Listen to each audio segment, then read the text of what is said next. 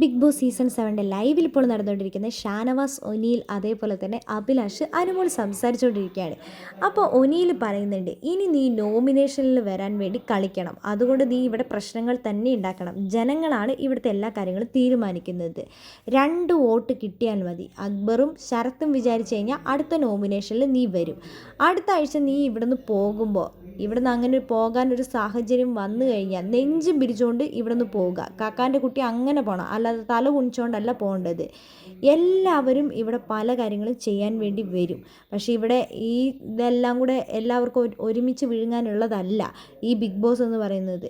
ഇവിടെ നിന്ന് പോകുന്നുണ്ടെങ്കിൽ നമ്മൾ കൊണ്ടുപോകാൻ വന്നത് നമ്മൾ കൊണ്ടുപോയിട്ട് തന്നെയാണ് പോകേണ്ടത്. പിന്നെ ഇങ്ങോട്ട് കയറി വന്നു കഴിഞ്ഞാൽ അങ്ങോട്ട് നമ്മൾ നല്ല തിരിച്ചങ്ങോട്ട് കൊടുക്കുക. അത്ര തന്നെ എനിക്ക് നിന്നോട് പറയാനുള്ളൂ. പിന്നെ റെന നിന്നെ കയറി ഭരിക്കാൻ വേണ്ടി വരും.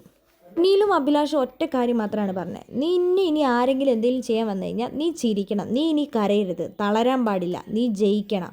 നീ കരയുന്നതും അതേപോലെ തന്നെ നിന്നെ ഭയങ്കര വിഷമിപ്പിക്കലുമാണ് ശരത്തിൻ്റെയും അക്ബറിൻ്റെയും ഒക്കെ പ്രധാന ഹോബി എന്ന് പറയുന്നത്. ഇനി നീ അത് ചെയ്യരുത്. അതാണ് ഞങ്ങൾ നിന്നോട് പറഞ്ഞു തരുന്നത്. നിന്നോട് എന്തെങ്കിലും വന്നു കഴിഞ്ഞാൽ നീ നന്നായി തിരിച്ച് പറയുക. അതായിരിക്കണം ഇനി നിൻ്റെ കളി. പിന്നെ ഇവരൊന്നും അല്ല ഇവിടുത്തെ കാര്യങ്ങൾ തീരുമാനിക്കുന്നത്, ജനങ്ങളാണ്. അതുകൊണ്ട് തന്നെ അടുത്ത നോമിനേഷനിൽ വരാനുള്ള കളി നീ കളിക്കണം.